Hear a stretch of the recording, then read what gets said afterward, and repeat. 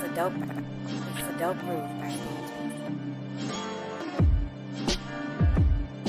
Yeah. It's a big game. Who you know that got it behind the scenes like behind the O-line soon as the QB say hype. It's big game, big game. Analysis from the player's point of view. Injuries, big trades, player news. Yeah, sector competition, and he play with Tony Dungy. Better listen, I'm talking about Big Game Sports Buzz. Said everything you need and more. Yeah. What's up, everybody? Welcome to another episode of Big Game Sports Buzz, where pro athletes and fanatics are able to discuss all things sports and everything that surrounds it. I'm Jay Stoggs. I'm, of course, joined by the man, the myth, the legend, the one, Big Game James. What up, dude? Yo, Jay, what's happening, man? Good to see you, brother. Good to see you as well. Let me first of all shout out to all the vets on this Veterans Day. Yo, thank you for your service from one vet to another. Salute y'all. Appreciate you. Yo, we have an exciting show today. Of course, we have our segments. We're doing 4 downs today. Oh, hell no. Top 5, but we have a special guest in the house, Tarek Glenn, former offensive line for those Indianapolis Colts, Super Bowl champ. Yo, I'm telling you, it's exciting. I'm so excited. He's our first guest on this season for this episode. Yo, it's going to be definitely going down. So, yo, make sure you tune in. Make sure you click subscribe. Know when we're about to come on. Get on the bell, just like bing, right? So you know that, hey, you are tuned in. Man, I think we're ready to go. You know, I'm chomping at the bit. There's so much to do. Let's just get to a big game.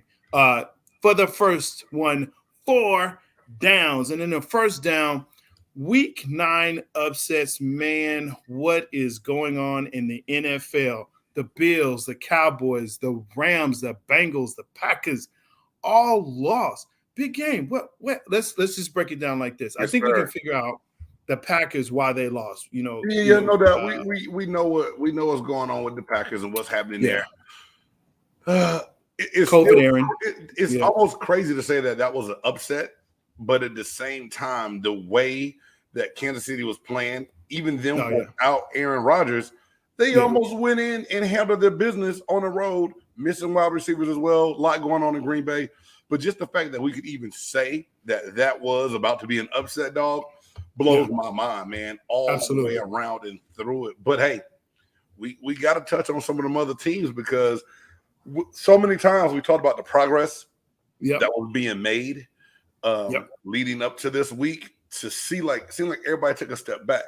And the first one that really stood out to me was the Bills' offense was non-existent, and they have been just churning most of this season, right? Like just handling business, doing what they needed to do, then all of a sudden falling apart.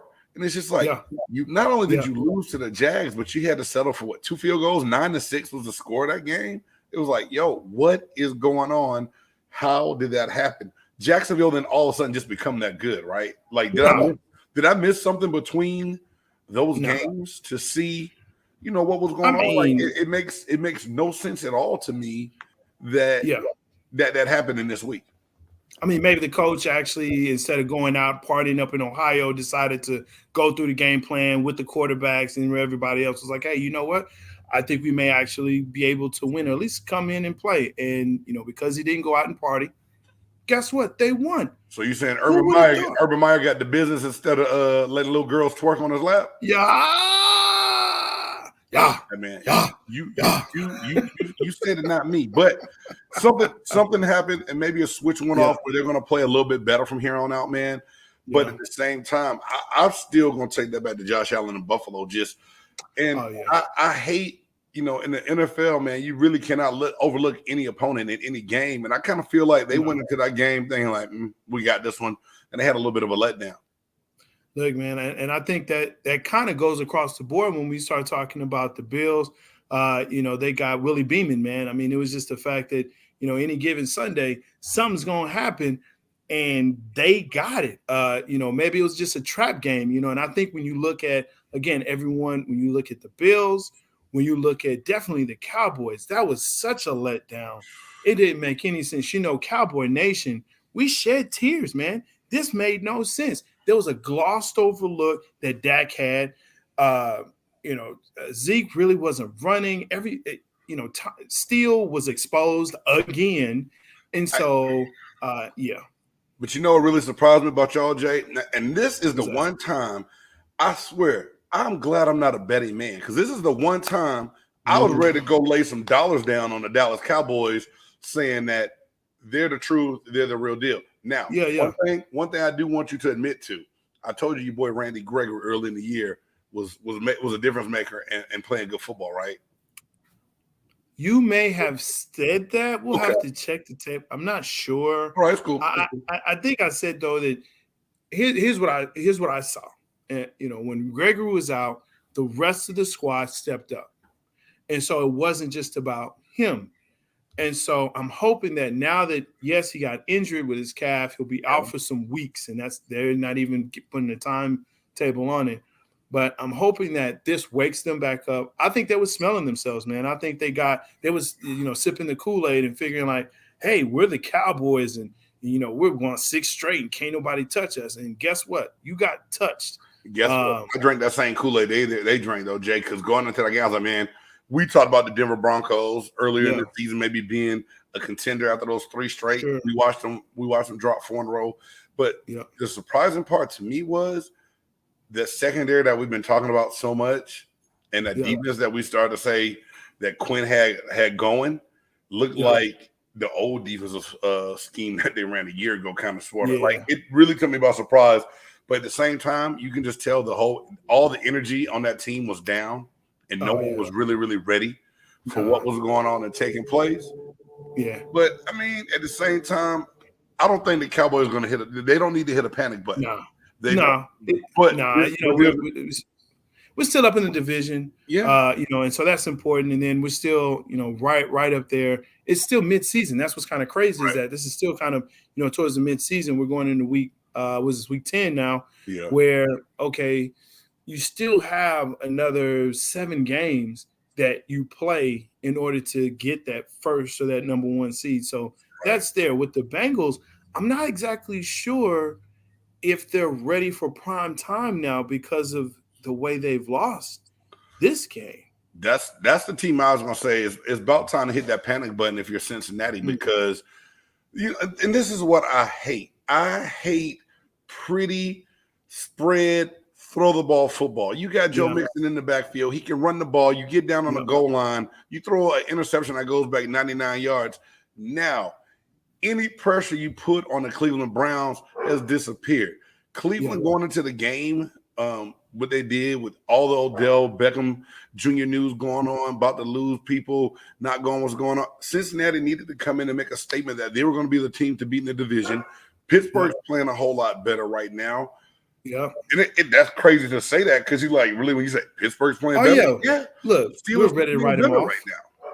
Yeah, we were ready to write him off, and in saying that Roethlisberger, this was it, but he's actually now having probably one of his best statistic seasons here, in a while now. So, they need to get it together. Whatever, if they really want to be that contender that they're claiming that they are, they're yelling about.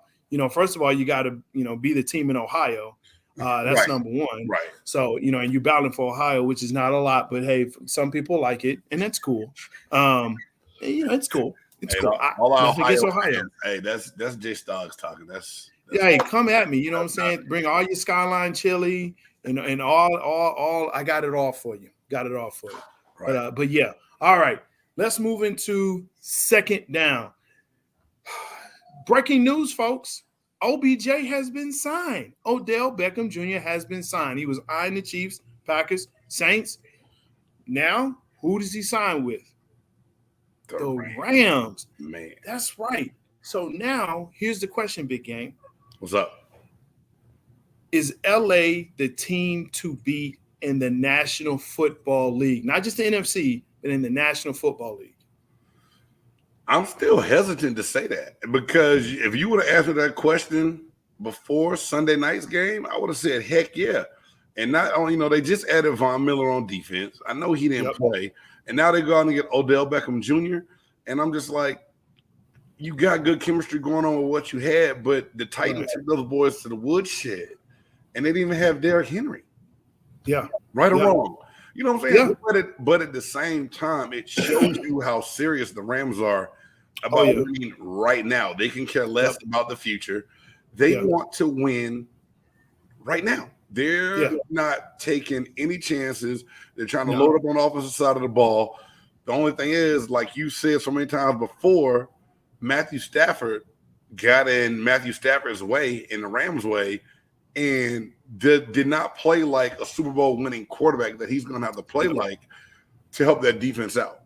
Yeah, and he's going to have to do a lot more than just rely on the little whatever I can dink and dunk, or I can pass it out. He's going to actually have to quarterback, and he's been Affleck of the league, and he's real pretty and he's real shiny. But at the end of the day, is he going to be able to actually come through? Right. And do the things that are needed in order to win? I don't think so, but hey, there are no excuses now. In Detroit, at least he had excuses. Now there are no excuses. There's nothing for him or anyone to say he couldn't win it all, because you got the defense, you got the coach, you have the offensive weapons. What's the issue? So to me, if they don't, it's either win or bust. It's either championship or bust. It's a disappointing season. So it's right now with the Rams signing Odell, signing Von Miller, having Aaron Donald being a staple in the middle of that defensive line. You say it's all or nothing for the Rams? Look, you have Cooper Kupp out there. You have Van Jefferson. Didn't they sign Deshaun Jackson? Deshaun Jackson, but I mean, Deshaun Jackson. They let him. Remember, they gave him. And you had to. He's with the Raiders now. Right. That's a whole nother. Hey man, it's all good. That's a whole nother down. That's overtime down. That is overtime. But to that point though, they have all the weapons. They have a good tight end. They have everything they need. And if they don't win the championship, because to me, the signings that they have, these are guys that are, free agents after this year. Unless you win the championship, what did you do it for? I feel you. I mean, I can't argue with you on that. And you know me, I like to argue, especially with you. But at the same time, it's everything a bust. I'll go ahead and give you that. But you said it. They have the pieces in place. Their quarterback's going to have to play well. Like I said, I hope it doesn't break up chemistry. And I'm not one of those guys that's looking for negative with Odell Beckham coming in. I'm still surprised that the Cleveland experiment didn't work the way I thought it would with him. And I still want to see him do well, because I think that he still has tread left on those tires, man. I think that Odell can go out, make plays, make things happen, and bright light big city, man. He went from doing it in New York. He's on the West Coast, the best coast now. He's in a great place. He's in a great place. Well, I think the problem, though, and we'll move on to the next down, but I think the problem that we look at or we talk about when we look at the Cleveland experiment is that you still have to have a quarterback and I think a team and team concept that is able to spread the ball around and get it done. Now, he leaves, they're able to do that. They're not having to look at him to say, I got to get him 15 or 12 or 10 touches. I think there's that part is there. Hey, but Jay, let me ask you this. Everyone's saying that you have to get Odell the ball. Was he saying that, or was that fans and media speculating that that's how he was thinking going into that situation in Cleveland? Yeah, it was us fanatics and media saying, well, he's a number one option wherever he goes. Let's not forget we have Jarvis Landry, who was the number one option in Cleveland. So now you're trying to bump him out. If you try to put him in as a second option, right, and you have a tight end, and they've had some pretty good tight ends, I think it does get into that lane of, well, I know I got to throw him the ball instead of throwing it to the right person at that time. So, I think there's definitely some pieces there in Cleveland. And, there's some things that I'm going to talk about here in the Oh Hell No, but it's I think when you get to the crux of it, when he goes to now he's in LA with the Rams, He doesn't have to be number one. It's not on him to be number one. He doesn't have to have 10 touches, 12 touches. He knows that. He's like, look, I'm here to win a championship. This is the same thing for him. Championship or bust. Okay. So if I get 5 and we win, I'm good because I have a ring. Gotcha. Okay. Right. I'm not gonna argue that, man. I'm not gonna hold up the downs because, like I said, we got a lot going on tonight. Gonna have some fun and some talk. So let's move it on to third down like we do, baby. Third down. Hey, Canelo Alvarez, the first Mexican to hold the title of undisputed champion. Man. Right? Yes, sir. Defeated Caleb Plant by TKO this past weekend. 57-1-2, 39 KOs. Now, here's the question, right? And this is what's been coming up. Is he going to go up in order to fight Triple G for the third time? And what does this really mean for his legacy? Hey, but you know what? First and foremost, man, you look at it, Jay, 57 wins, 1 loss, 2 draws. One of those draws, both of those to Triple G, or one, you know what I'm saying? He's already laid his foundation of his legacy, man. Because I'm not gonna lie to you, to say that your only defeat right now is the Floyd Mayweather Jr. The reason I put this in as one of the downs, I feel like I need to apologize to Canelo Alvarez. He don't even know me, but I still need to say sorry because I drank the Caleb Plant juice. I thought Plant, well, you know that. The cool Caucasian come in with the little swag, and he ready to do it. And man, I sat up there and watched all 11 of those rounds before he put him down. Canelo picked him apart. He looked like a technician. And Canelo Alvarez said that he feels like the loss to Floyd Mayweather was a win because it made him get even better at what he does. And it's hard for me to argue that, man. He looked damn good in that Caleb Plant fight. And I mean and I think that's the key here in where we look at, and I hate to bring it back up, but the Deontay Wilder Tyson Fury fight where you just don't learn from your mistakes.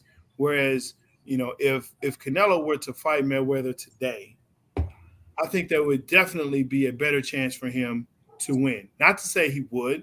Right. I mean, they're both older, yes. But I think Mayweather is just to a point where, he's just having fun. But I think when you look at Canelo Alvarez and you say, well, what is his legacy? I think you hit the nail on the head there when you're saying, look, he's 57-1-2. There's really nothing else that he would have to prove other than fighting Triple G, going up, fighting Triple G, and finally saying who wins, who loses in that one. I know, and a lot of boxing critics, and I know a lot of boxing, and I know you're a boxing fan. A lot of people say that they're torn between the draws, the fights they've already had. I've heard half say Canelo really won that, got robbed, and other ones say Triple G got. I feel like you have to move up. You have to see it because I don't think there's anyone else left in that division right now because Plant was supposed to be that guy, and he made waste of him. Like he was strategically smart, and I was like, man, he's not fighting the same, but he almost took a page out of Floyd's book to where he wasn't going to rush it. His defense was on point. He picked his shots very well. And it's like, I want to see the Triple G fight. I want to see him move up. I want to see that happen, man, because right now, not even is. So now the question is, can Canelo Alvarez be considered the best pound for pound? Ooh. That's that's the question that a lot of people have, and I'm like, the way it's looking, man, it's great barbershop talk, man. It is great barbershop talk for boxing people all around the world, man. Like, what are we gonna do with that? So, man, that's a great question, We're gonna have to table that one for the next time and see what happens on that. Make sure y'all hit us up in the chat. We would love to see what you got going on, what you're talking about. That's a really good question. For our fourth down, keeping it in the fight game. So apparently this has been announced under the Paul undercard is one former NBA guard, Deron Williams, versus one former NFL running back, Frank Gore. They are debuting in the Jake Paul undercard fight. Now, big game. Yes, you used to your former NFL player. You've played at the highest level. You played for many years. A lot of times, many professional football players, decide to go into boxing, right? They decide, hey, you know what? I can do this. This is something I can do. Names like Lyle Alzado, right? Too Tall Jones, even Michael McMichael or Mango McMichael, whatever. He's that's wrestling, yeah. Right, and he went to wrestling, right? We talked about that. But it baffles me why, as an NBA player, and here's the thing about Trent Williams, he has an MMA gym that he owns and that he's trained in for years. Frank Gore apparently has been a boxer and been using boxing, is trained in boxing. So it's not like they're just stepping in the ring for the first time like one Nate Robinson, which that was night for Nate. Hey man, that still don't sit well with me. Just to hear Snoop Dogg say, "You don't play boxing," man. It was. Hey, Snoop was singing spirituals over that boy. Yes. Look, I'm just saying there has to be a point where we look at this and say, okay, the NFLPA has to step in and say, look, haven't you been hitting the head enough? Isn't this enough? Can we find something else for you to do? Now, if you're really into it, where it seems like Frank Gore is and Deron Williams is, I guess, but there are a lot of names of former NFL players going into boxing not doing very well. Man, this is my whole thing.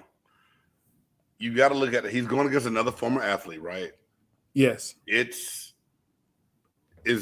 got to be like that celebrity exhibition kind of card, kind of rule. Do you make them put headgear on? You know what I'm saying? I know they're not.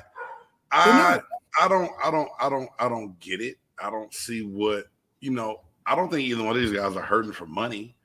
You know what I'm saying? So like, yeah, you don't have to prove you're a tough guy. We know what both you guys did for a living. What's to gain from it? Like, I really, really, really don't understand it. But at the same time, I'm going to watch it because I want to see if somebody going to do the Sealy Posturepedic like Nate Robinson did. Of course I'm going to watch it. Of course I'm going to watch it. Are you kidding me? So yes, I've already got it set. And I don't even like Jake Paul. I got it set already. It's set already. It's done, huh? It's set already. All right.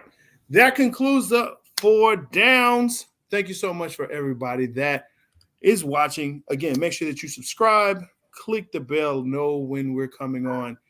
Our next segment. Oh, so great. So awesome. Oh, hell no. Now, because I'm on location, I'm in the great city of Corpus Christi with Selena, boom, boom, right? Where she grew up and everything like that. I love seeing that, man. It's, hey, dude, for all my Hispanics and Latinx, right? But down here, we want to make sure that there are times when people do some things that just make you say, oh, hell no. Big game. Yes, sir. Your oh hell no for this week. What caught your eye, bro? Man, if you couldn't tell me Markieff Morris and Jokic, the Joker, getting into it on the basketball court, that's my oh hell no moment. And I've heard both sides of the spectrum, but this is my thing. You can't sit up here and be a tough guy and a dirty player, and then when someone takes a shot on you, be mad about it. And I'm not saying the brother didn't get hurt, but it looked like Robert Townsend's black acting school from Hollywood Shuffle back in the day. You know what I'm saying? You go down, you miss a game. And then all the Twitter rants, all the beefs and the arguing and the going back and forth on Twitter about who's going to do what. Keep players waiting outside the locker room. Man, y'all stop. We know when words take to Twitter, nothing tough is going to happen at all. It is all now chatter. You have got to get over it. Get on with it. Because this is my thing. Everyone's talking about, and Mark Jackson, it's a dirty shot. We can't have stuff like that in the game. But what about Morris in the elbow? He took on Joker. He slid in underneath him, hit him with the chicken wing, tried to get a piece of it, ran off. He just didn't think that Joker was going to come back and get him. He comes across like, I'm tough. No one's going to mess with me. You got messed with. You got what you asked for. So guess what right now? take that sore back, take 2 Tylenol, some Advil. Call me back in the morning, bro. Miss me with all this tough guy. My brother coming down here. Now, I mean, I'm just telling you, they show a picture of them Jokic brothers. The Morris twins don't want none of that smoke, dog. They don't want none of that smoke. So Morris, being a tough guy, getting hit in the back for throwing your cheap shot first is a all hell nah to me. Gotcha. Hey, I kind of lost it, but yo, I'm back in. Here's the deal. My oh hell nah before we get cut off here down in Corpus, yo, and it kind of talks to your point. Family members of pro athletes and owners, I need y'all to stay off of social media. This past week, and really it's been going on since the whole season, kind of everything started opening up. We saw it with Mahomes' wife, who is saying, hey, that's not an INT on Patty. That's more of a drop by the receiver. Right. That should be on them. Yo. That's not how it works. I get what you're saying. And yo, there's sympathy here, but nah. He threw the pass. It was intercepted. That's how it works.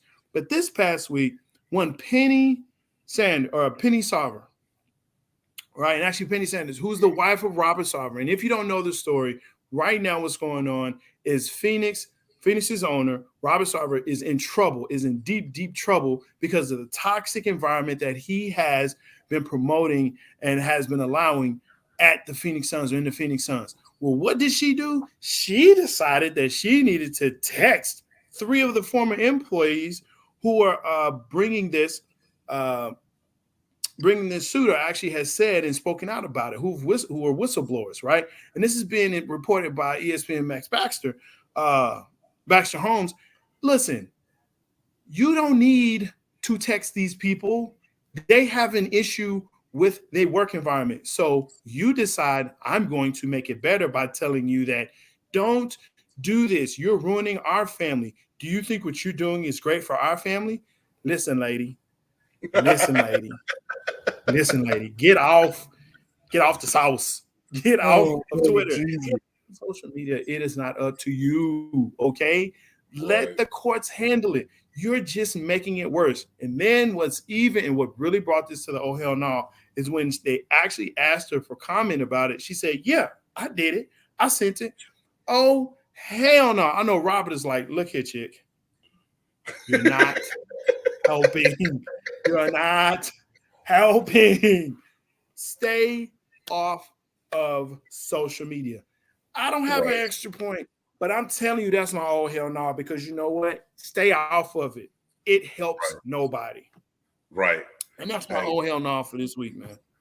Hey, Penny, Jay, don't do it. That's a good one, because so much is going on with that whole situation to where right now you just want to sit back and let that one go.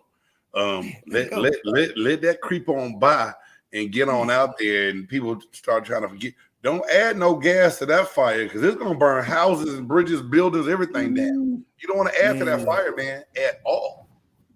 She out there with lighter fluid, bro. Out there with lighter fluid. That's a fire. That's a fire. All right.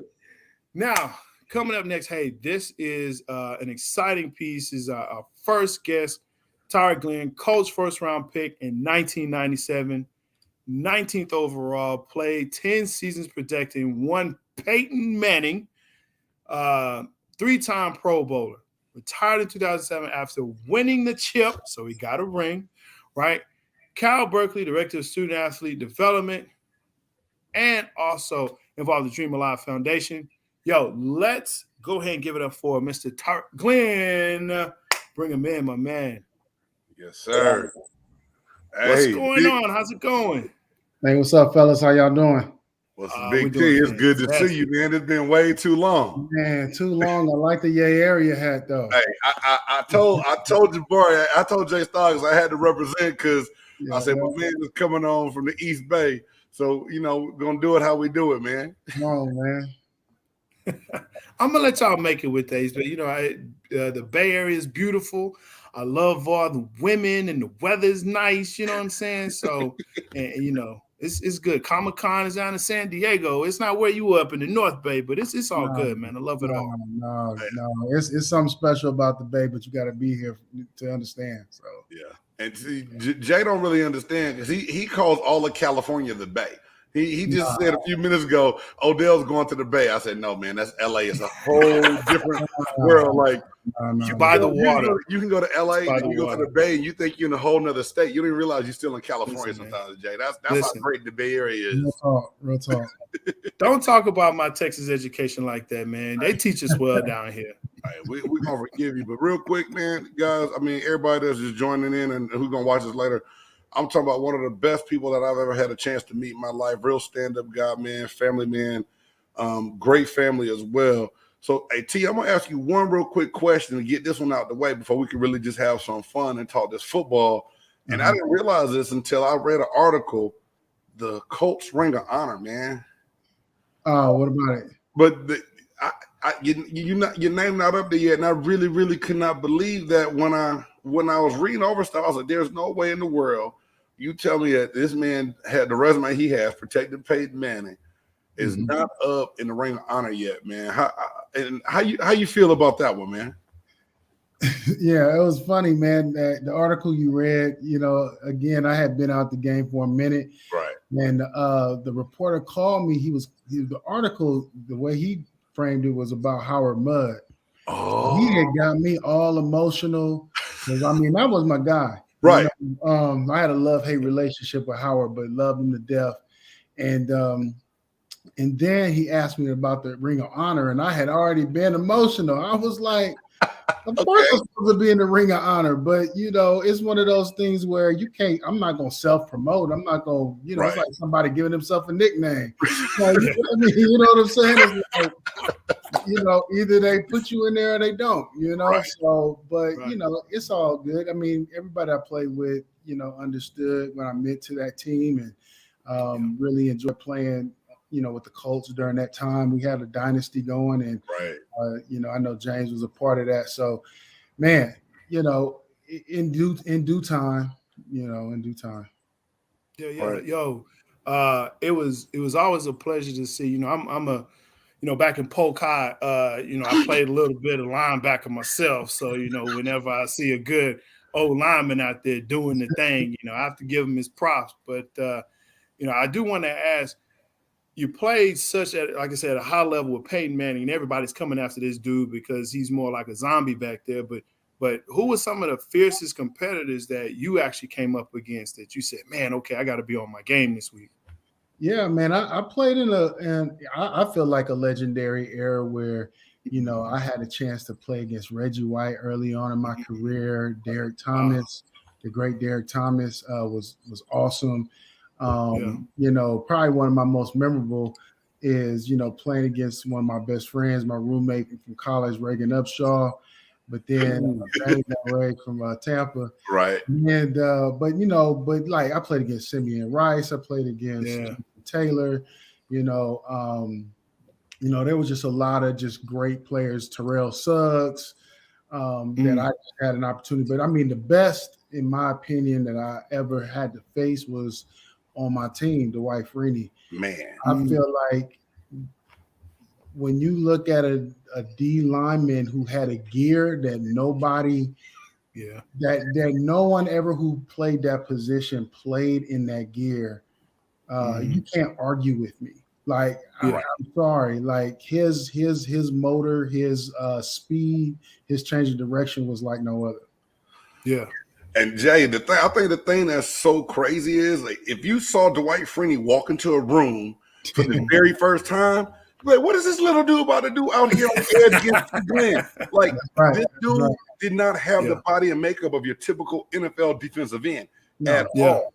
But when I say he hit that 1-2 up the field and came back with that chop on that spin, it was like everyone's jaw dropped. Like, oh, that boy got something that you won't just guess to see him do. And then to add to it, when you think that there's no way they add anybody else close, a couple years later they bring Robert Mathis in there at the same time. It's like, yo, what the heck is going on? Where did they get these cats from?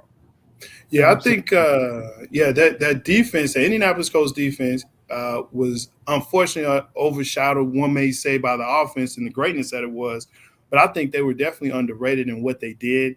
and the types of players they had. The front seven, actually that front four, and the backside of it was really great between the safety and the DB. So yeah, it was battling against those Pats, and I know that was always tough in Belichick. But yeah, definitely had a great defense, and so I appreciate that. That I think that's a great, and you have to see them day in and day out. Yeah, you definitely have that firsthand. So another question that I had, you can ask your question whenever you want to. Big game. And I'm gonna let you make it because I really want to hear T's answer to this first question that you came up with. Because see, it's one thing to think like a player, but it's another thing to hear what a fan come up with. So I really want to hear. I want to hear your question, one, out loud, and then two, I want to see how T's gonna answer because it's gonna make me laugh. I know it is. I got some. I'm not gonna ask that question yet, but I'm gonna ask this question, man. So, right now, watching the game, who's the lineman that has caught your eye and you're like, okay, this is the future of the NFL right now? This lineman right here, or has any of them caught your eye? Yeah, old lineman. Yeah. Oh well, definitely Trent Williams is a freaking beast. I mean, I mean, let's just like set the record straight. Like, I don't know if you watched the documentary Bigger, Stronger, Faster. It's real. Like, I mean, Steph Curry just broke, the record for oldest player to score 50. And the reason why is because, they eating right, they sleeping right, they, training like they never trained before. And, these guys athletically are so much more athletic than we ever were. So, but the way they train, they specialized train, they're stronger, they're faster. So he's just a freaking man child. Like, and then I got to just throw Aaron Donaldson out there because like at D lineman, it's just ridiculous, man. I'm just telling you that I just tell my kids all the time, I'm glad I had to block them. I get that. Yeah, that's a fact. I hate that he's not with the Cowboys, but I definitely see that, he's always voted like number one or number two as far as, best player, the top 100 players. And I see that. And he's usually someone that's at least in the conversation for an NFL MVP. So that I definitely agree with that. Now, here's the question that Big Game really is excited about. I'm excited because I just want to know this. So, number one, why don't O linemen have stats? Like DBs have stats and defensive linemen have stats and tight ends have stats. Kickers have stats. Why don't O linemen have stats? Now, here's the second part to that. If they did, what would they be? So listen, it's funny you asked this question because actually they do have stats now. Like they didn't have stats when I was coming out. It's funny. I was watching. There's a kid. His name is I'm a blank on his name, but he actually went to my high school. Went to high school with my son, and he was the first round draft pick for the Jets. His name will come to mind in a minute. Oh, Elijah Bear Tucker. And it was funny. I was just checking him out because I'm trying to support, and I know his family. And when I was watching the game, they said he graded the highest out of all the offensive linemen in week such and such.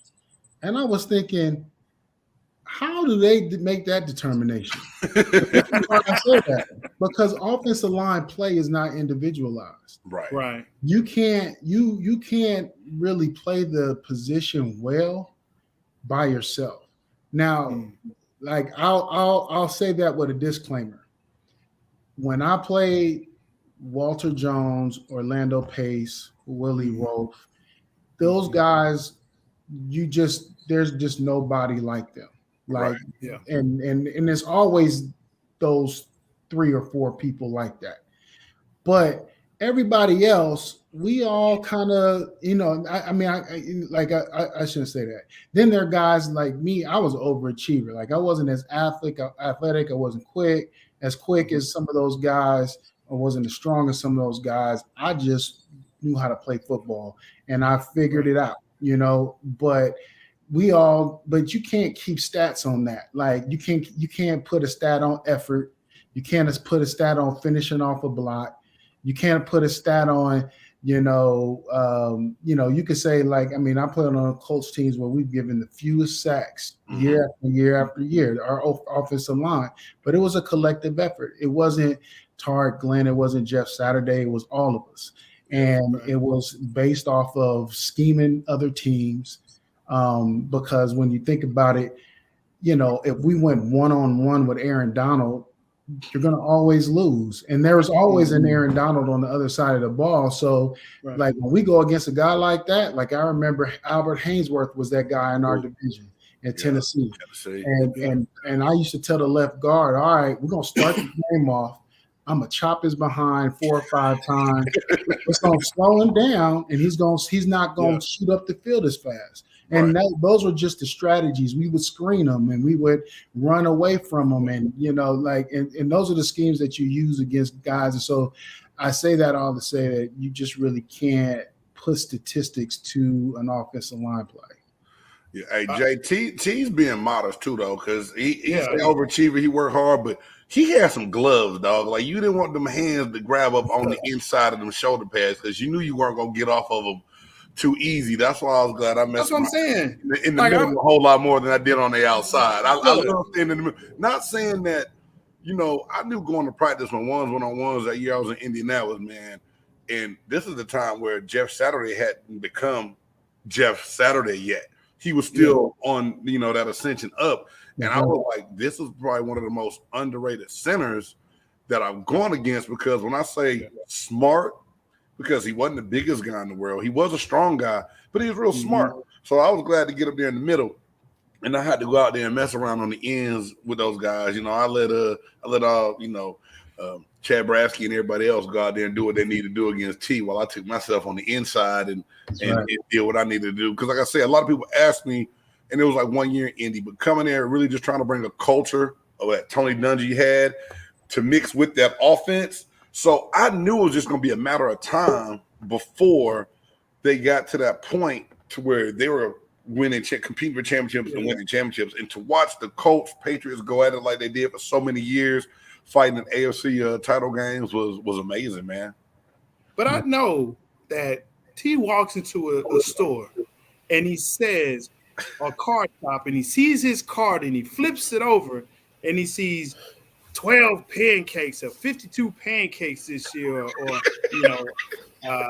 32 head slaps or 16 chop blocks. Like, hey, I come up to, can you sign my card? Like I don't even see offensive linemen get like football cards. Like, but it's just like when you watch the NBA and you see like a guy like Jordan. I remember going to see him play in 1997. That's when I had money to actually go to the game. First time going to see Jordan, man, I was like, this dude didn't even dunk. But this is why he recognized that, man, if I'm gonna get through this 82 game season, I'm gonna do it the most efficiently. So, like trying to play well as an offensive lineman at some point becomes it's less about pancaking and more about getting the block done. So, like, that's what I'm trying to say is like, you want to see that. And again, like I said, there was only a few guys that could really do it. And so I wasn't one of those guys. So my job out there was about just getting the job done versus trying to, pancake the guy, because at times you could just lose focus on what the goal really is. Hey, real quick before we keep going with T. Glenn, I got my man Antoine Smitty Smith from Smitty Sports Machine wanted to come in here and get on some of these questions. Smitty, hey T, he's a big Atlanta Falcons fan, so we got to forgive him for that sometimes. But he loves the game of football and really, I see a Cowboys hat pop on, Smitty. That matchup going on this weekend. But I know Smitty was gonna have some questions for you and wanted to come in. So, hey, Smitty, welcome to the show, man. Hey, how y'all doing, man? Everything good? Man, yeah, we're good. Better than good. We're doing real good. Good to see you. Tyreek, one quick question. Peyton Manning. I don't know if y'all talked about it or not, but when he got to Indianapolis and he got into that Hall of Fame mode, how did that change the atmosphere as far as the fans and the team, the energy that he brought? Yeah, like so Peyton came a year after I came. And so he was one of those, I mean, like, obviously a great player coming out of college, but the Colts hadn't developed a winning culture at that point. And so it was like, like in terms of just young players, it was like me, Marvin, and Peyton, along with Marshall Faulk when Peyton first got there on the offensive side of the ball. And we had other guys, but we were just trying to learn how to win. So that first year we went 3-13. But then I think when we got that new coaching staff, Tom Moore came and became our offensive coordinator. And he just really, him and Howard Mudd really established like really a solid foundation in terms of just really what everybody learned, like grew to love and about the Colts offense. And it just took some time to just figure out, for us how to be good. But definitely Peyton, at a very early point became the leader of that offense and really really led the way in terms of us being what we became. Dope. Cool. Hey, T, I got one for you, man. In today's NFL and they practice schedule, if these rules were in place when you and I were playing, how many years do you think you would have gotten this? And I know you decided to, and you did something that a lot of guys don't do. You walked away on your own terms, man, which is I commend you for that. But I look at practice schedules now, what they can and can't do, and I'm like, yo, I think I could have played about 12 in today's NFL. Well, I'm gonna just be honest though, James. Like the way that the league is now is I think it benefits the defense more than it does the offense. Like especially like the defensive line more than it does the offensive line. Like offensive line, there's elements of the physical side of it that you need to practice in order for you to be prepared for a game. Right. Versus like you can run and fly to the ball, maybe tackling, maybe like that might be a difficult thing to like really, get used to. But for me, like, to get my pads low and to just to like really take blocks on the way I need to in a game. I tell my kids all the time, and you got to practice the way you want to play. And I think when you take that physicality out of the league, when it comes to practice, I think that hurts. And I'll throw this disclaimer out because you're a little bit younger than me, Jane. Like when you got to the league, it was soft. Like Tony, his training camp was like Club Med, like compared to what we was used to with Jim Moore. I'm being honest, man. One time he said, we're doing special teams practice. Yeah. The defense don't even have to come to practice, and we're going to be with no pads. I was like, what? Like, so I guess my point is it's all relative because that's true. When Tony got there, I thought we was at Club Med. Like, I thought this was just like, our team reps before Tony got there. I remember one time Jim Moore, we may have ran 40 team reps. Tony, like he was about 12 to 16 reps and we were done. Like we were for sure. It was about being fast and efficient. It wasn't about, running like a ton of plays. And so I love Tony Dungy and just like how he took care of his players. I feel you on that because one of the funniest stories that I remember is when we went to training camp at Terre Haute and Ellis Johnson said, "Hey, James, this it?" I said, he said, man, Jim started practice over before. I said, Tommy, for real. At the end of practice, he started the whole thing over again. Oh man, don't get me started with some Jim Moore. So today's NFL, is it more about technique than it is about physical strength and overpowering each other? So technique is more important these days because defensive backs, they can't even touch the receiver anymore. It's really about quarterback play. If you think about it, it's about, getting, quarterback just 7-on-7. I mean, really, the offensive defensive line, we just, we're there for show. And I mean, that's why the offensive line play is so bad. Because I would have to say the offensive line play is probably not as good as it has been in the past, just because these dudes are running at them, and guys just don't have enough time to practice, just really how to be physical, how to take on, some of these, rushers that, are so athletic. You just got to scheme them. And so with that being said, yeah, this is a quarterback's league. They want, a lot of points scored, a lot of big plays. And I think that's how you make it happen by, just, taking the physicality out the game. Yeah, and that's an advantage for the speed rushers because Dwight Freeney would probably break Bruce Smith's record, man, if he was in his prime in today's game. Yes, sir. Yeah, Freeney and Robert Mathis, they were Hall of Famers in their own era, let alone in this era. They would have definitely broke records. Yep. Oh yeah. Yeah. That's for sure. All right. Well, hey, first of all, again, thank y'all for coming in. Hopefully y'all stay along for this last portion that we'd love to do. We call this our top 5. Now, here's the thing about top 5. A lot of people have a lot of lists like we talked about, top 100, top 50, top 10. But in the top 5, you have to decide what's in and what's out. So this week's topic for top 5 is top 5 board games. Now, here's the deal. James likes to do 7 or 8 of them because he don't follow rules. I don't know if you know that, T, or if that's just something Smitty, that he don't follow rules. I know. He do his own thing. I follow rules. I just curve them a little bit. That's it. Okay. But I don't do them in any order. We're going to go ahead and let our guests go first. Top 5 board games. They don't have to be in any particular order. But Can I get a disclaimer real quick? Because I know y'all shot me the text that this was going to be the segment. When you say board games, does a board actually have to be involved in the game? I say no. Jay says yes. I say no. Okay. Yeah, because when you playing spades and you got the board. See, and that's the Atlanta way of thinking. If I'm playing family game night, break the board. You might break the board playing dominoes. Yeah. Thank you, Jose. On family game night, you gonna break out something that may not have a board that's still considered a board game. I'm gonna put Jose's comment on there because he's gonna help Jay Stoggs out. Jose's a smart guy. Tell you for you though, hey, the world is yours. My point of that is my favorite board game is Taboo, but there's no board.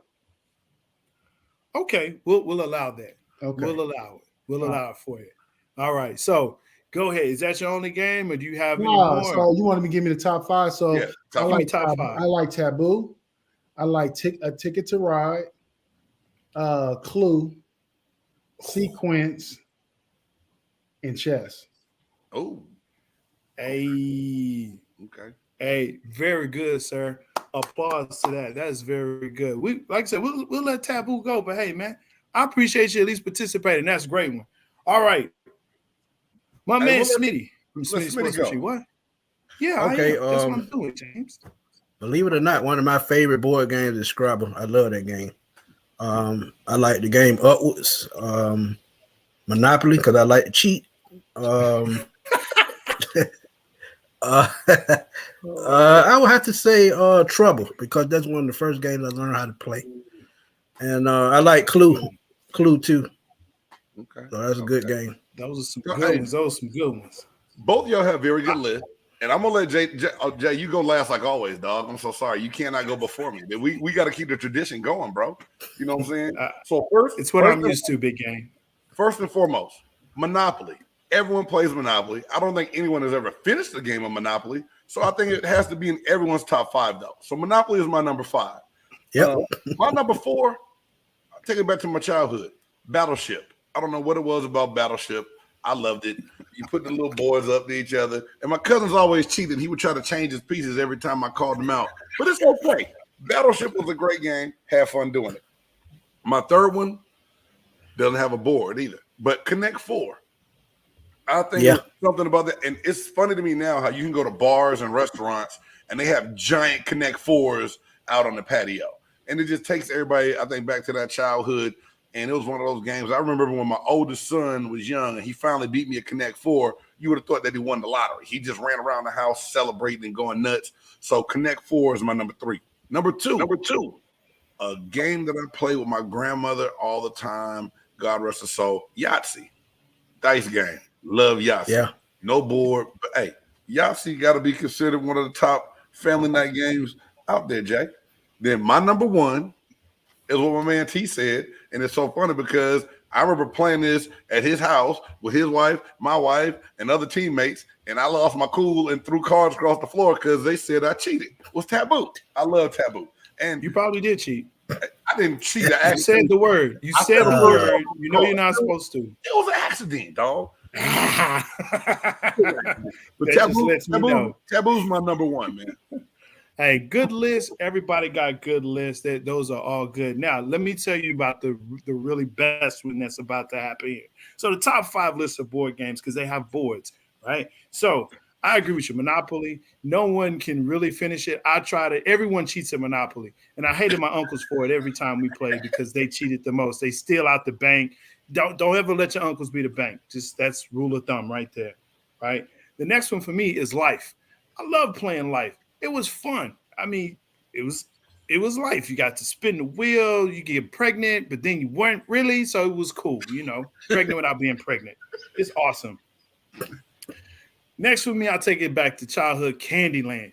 Candyland was great because I was a fat kid inside myself, as a small child. So I could get to, talk about sweets and wouldn't get fat. So it was amazing. I wish that was real life today because I love Candyland. All right. Trivial Pursuit.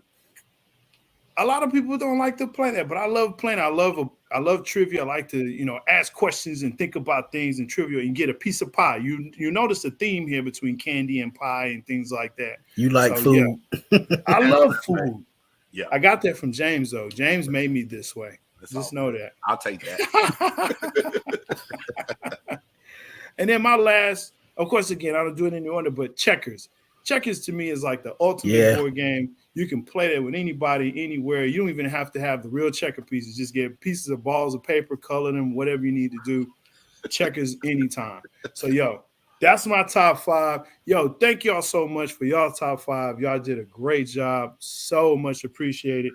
It has been such a blast for me. I can say I know for Big Game. Definitely Smitty.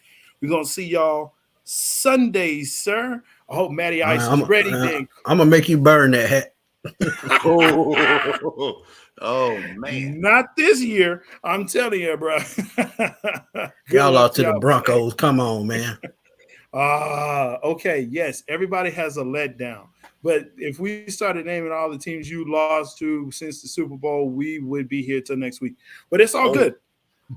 It's all good. It's all good, Smitty. Much love to you, sir. You and Smitty Sports Machine, make sure that you check that out. He has great content. Him and Big Low Country, man, they do it so big over there. So wonderful. Fantastic. Make sure you click like and subscribe him as well. So without further ado, our last segment, Big Games Extra Point with Big Games to get to highlight the big things that are going on with him and gives you that message. Big Game, take it away. Tonight's Game's Extra Point is brought to you by Fat Boy Coffee. Fat Boy Coffee. Don't let don't let the fat fool you. Go to www.fatboycoffee.com. In that discount bar, put Big Game 97 to get your 10% discount and enjoy that Fat Boy Coffee. The other day in school, one of my students asked me about decisions, and he did something that didn't make a lot of sense. And I found myself resorting back to 1998's Rookie Symposium. And I said, hey, man, in life, you have choices, decisions, and consequences. And I told him whatever he did was going to have a consequence. And he had to make the right decision. It led me to think a whole lot about what's going on with the Las Vegas Raiders right now. Henry Ruggs' car accident, but then also Damon Arnett doing the thing he doing, brandishing the weapon on the video. Not one time I think that young man think that he was going to be in a situation that could cost him his career. Now, will a team mess with him, pick him up, touch him again? Not sure how it's going to work. But at the same time, he had a chance to make a choice, a decision, and now he's suffering the consequence of not having a job because he chose poorly.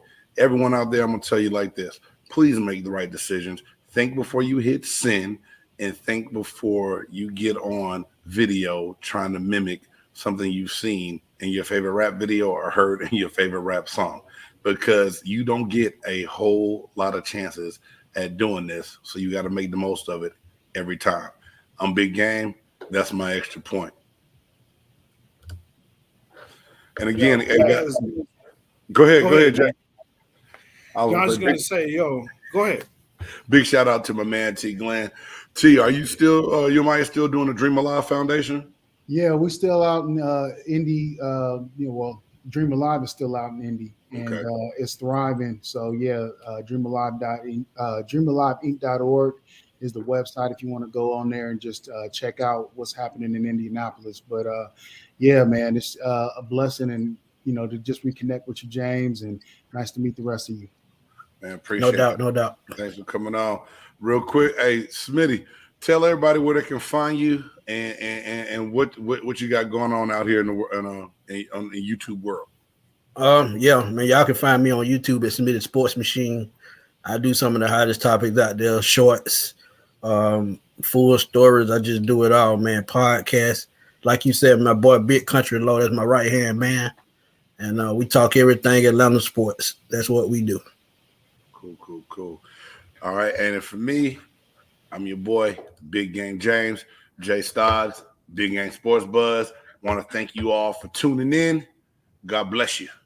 Dope. It's a dope groove by Speed. Yeah. It's a big game. Who you know that got it behind the scenes, like behind the O-line, soon as the QB say hype. It's big gang, big gang. Analysis from the player's point of view. Injuries, big trades, player news. Yeah, sector competition, and he play with Tony